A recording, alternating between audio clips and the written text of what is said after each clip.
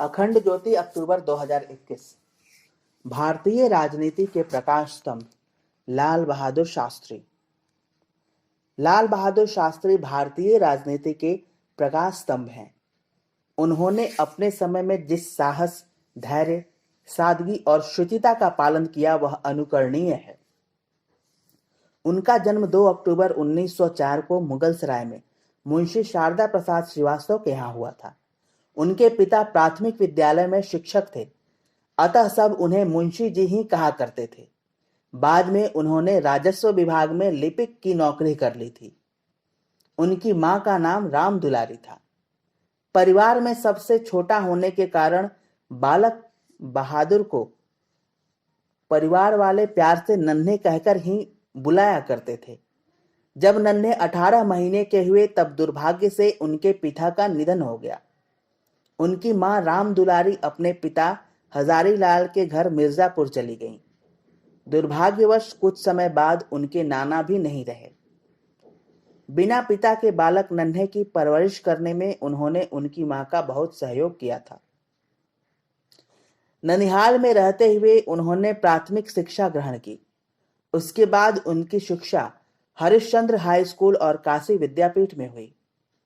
काशी विद्यापीठ से शास्त्री की उपाधि मिलते ही प्रबुद्ध बालक ने जन्म से चला आ रहा जाति सूचक शब्द श्रीवास्तव हमेशा के लिए हटा दिया और अपने नाम के आगे शास्त्री लगा लिया।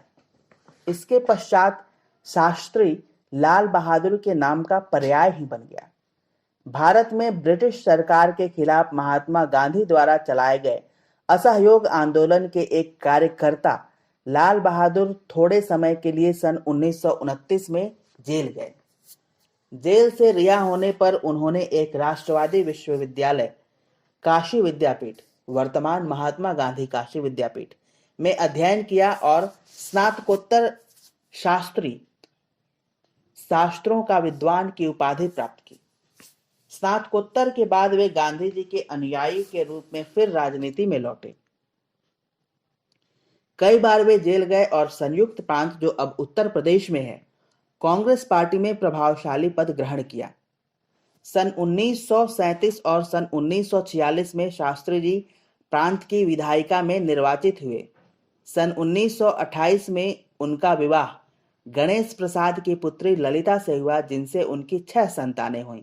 4 पुत्र हरिकृष्ण, अनिल, सुनील व अशोक और 2 पुत्रियां कुसुम व सुमन।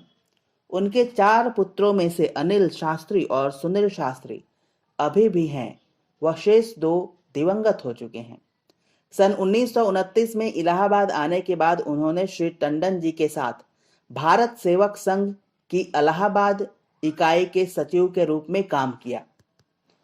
यहीं उनकी नजदीकी नेहरू जी से भी बढ़ी। इसके बाद से उनका राजनीतिक कद निरंतर बढ़ता गया, जिसकी परिणति नेहरू मंत्रिमंडल में गृह मंत्री के तौर पर उनके शामिल होने से हुई। भारत की स्वतंत्रता के पश्चात शास्त्री जी को उत्तर प्रदेश के संसदीय सचिव के रूप में नियुक्त किया गया था। वे गोविंद बल्लभ पंत के मुख्यमंत्री कार्यकाल में प्रहरी एवं यातायात मंत्री बने। यातायात मंत्री के समय में उन्होंने प्रथम बार किसी महिला को संवाहक के पद पर नियुक्त किया।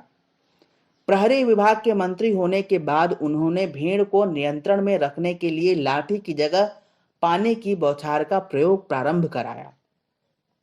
सन 1951 में जवाहरलाल नेहरू के नेतृत्व में वे अखिल भारतीय कांग्रेस कमेटी के महासचिव नियुक्त किए गए। सन 1952 में वे संसद के लिए निर्वाचित हुए और केंद्रीय रेलवे व परिवहन मंत्री बने। सन 1961 में गृह मंत्री के प्रभावशाली पद पर नियुक्ति के बाद उन्हें एक कुशल मध्यस्थ के रूप में प्रतिष्ठा मिली। 3 साल बाद जवाहरलाल नेहरू के बीमार पड़ने पर उन्हें बिना किसी विभाग का मंत्री नियुक्त किया गया और नेहरू की मृत्यु के बाद जून 1964 में वे भारत के द्वितीय प्रधानमंत्री बने। भारत की आर्थिक समस्याओं से प्रभावी ढंग से न निपट पाने के कारण शास्त्री जी की आलोचना हुई, लेकिन जम्मू कश्मीर के विवादित प्रांत पर पड़ोसी पाकिस्तान के साथ वैमनस्य भड़कने पर सन 1965 में उनके द्वारा दिखाई गई दृढ़ता के लिए उन्हें बहुत लोकप्रियता भी मिली। ताशकंद में पाकिस्तान के राष्ट्रपति अयूब खान के साथ युद्ध समाप्त करने की ताशकंद घोषणा के समझौते पर हस्ताक्षर करने के बाद में उनकी मृत्यु हो गई। शास्त्री जी के बाद नेहरू जी की पुत्री इंदिरा गांधी प्रधानमंत्री बनी। शास्त्री जी को उनकी सादगी, देशभक्ति और ईमानदारी के लिए पूरा भारत श्रद्धापूर्वक याद करता है। उन्हें सन 1966 में भारत रत्न से भी सम्मानित किया गया। शास्त्री जी ने कभी भी अपने पद या सरकारी संसाधनों का दुरुपयोग नहीं किया। शास्त्री जी के पुत्र सुनील शास्त्री की पुस्तक लाल बहादुर शास्त्री मेरे बाबूजी के अनुसार शास्त्री जी आज के राजनीतिज्ञों से बिल्कुल भिन्न थे। उन्होंने कभी भी अपने या सरकारी संसाधनों का दुरुपयोग नहीं किया। अपने इस दलील के पक्ष में एक निजी नजीर देते हुए उन्होंने एक स्थान पर लिखा है, शास्त्री जी जब सन 1964 में प्रधानमंत्री बने तब उन्हें सरकारी आवास के साथ ही इम्पाला शेवरले कार मिली, जिसका उपयोग वे न के बराबर ही किया करते थे। वह गाड़ी किसी राजकीय अतिथि के आने पर ही गैराज से बाहर निकाली जाती थी। किताब के अनुसार एक बार उनके पुत्र सुनील शास्त्री किसी निजी काम के लिए इम्पाला कार ले गए और वापस लाकर चुपचाप खड़ी कर दी। शास्त्री जी को जब पता चला तो उन्होंने ड्राइवर को बुलाकर पूछा, कल कितने किलोमीटर गाड़ी चलाई गई? और जब ड्राइवर ने बताया कि 14 किलोमीटर, तो उन्होंने निर्देश दिया, लिख दो 14 kilometre private use.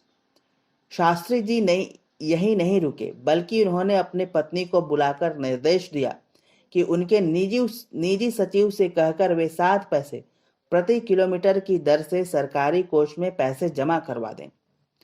Sunil Shastri की पुस्तक के अनुसार शास्त्री जी को खुद कष्ट उठाकर दूसरों को सुखी देखने में जो आनंद मिलता था, उसका वर्णन नहीं किया जा सकता। एक बार की घटना है जब शास्त्री जी रेल मंत्री थे और मुंबई जा रहे थे। उनके लिए प्रथम श्रेणी का डिब्बा लगा था। गाड़ी चलने पर शास्त्री जी बोले, डिब्बे में काफी ठंडक है, वैसे बाहर गर्मी है। उनके पीए कैलाश बाबू ने कहा, जी इसमें कूलर लग गया है। शास्त्री जी ने पैनी निगाह से उन्हें देखा और आश्चर्य व्यक्त करते हुए पूछा, कूलर लग गया है? बिना मुझे बताए? आप लोग कोई काम करने से पहले मुझसे पूछते क्यों नहीं? क्या और सारे लोग जो गाड़ी में चल रहे हैं उन्हें गर्मी नहीं लगती होगी? शास्त्री जी ने कहा, सच बात तो यह है कि मुझे भी तृतीय श्रेणी में चलना चाहिए, लेकिन उतना तो नहीं हो सकता, पर जितना हो सकता है उतना तो करना चाहिए। उन्होंने आगे कहा, यह एक बड़ा गलत काम हुआ है। आगे गाड़ी जहां भी रुके पहले कूलर निकलवाइए।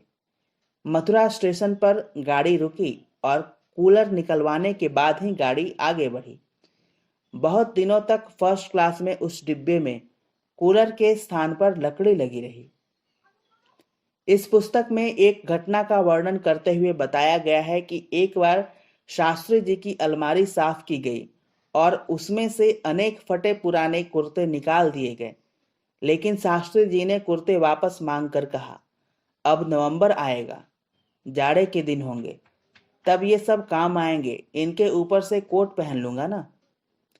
शास्त्री जी का खादी के प्रति अनुराग ही था कि उन्होंने फटे पुराने समझ हटा दिए गए कुर्तों को बहुत सहेजते हुए कहा, ये सब खादी के कपड़े हैं, बुनकरों ने इन्हें बड़ी मेहनत से बनाया है, इनका एक एक सूत अच्छी तरह से काम आना चाहिए।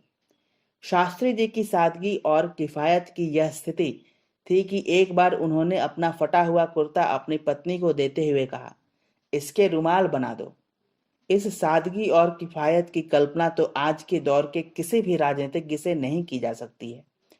वे क्या सोचा करते थे यह जानना बहुत कठिन था, क्योंकि वे कभी भी अनावश्यक बातें नहीं करते थे। दूसरों को प्रसन्नता प्रदान करने के लिए वे किसी भी प्रकार का कष्ट उठाने में संकोच नहीं किया करते थे। वे राजनीति के एक चमकते सितारे हैं जिनकी कीर्ति अभी भी अमर ही है। आज भी भारतीय राजनीति को शास्त्री जी के समान राजनेता की आवश्यकता है। समाप्त।